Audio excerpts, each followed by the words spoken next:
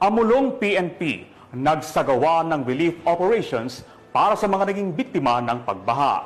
Patrolwoman RR Ledesma sa balita.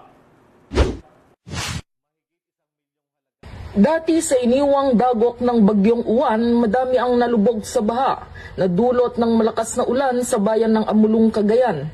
Kaya namin matiyagang binaybay ng mga kapulisan ng Amulong Police Station sa pamumuno ni Police Major Jose L. Cabado Jr., Chief of Police, ang maladagat na baha upang matignan ang mga barangay na biktima ng baha sa kanilang bayan upang iparating ang mga relief pack sa ating mga kababayan.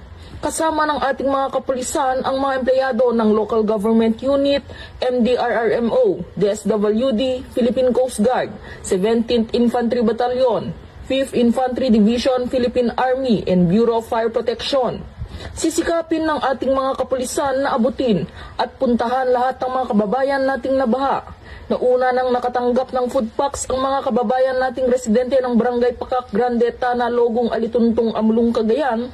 Ang pagseserbisyo ng ating mga kapulisan ay nagpapatunay sa bagong PNP na serbisyong may malasakit, tapat at nararamdaman.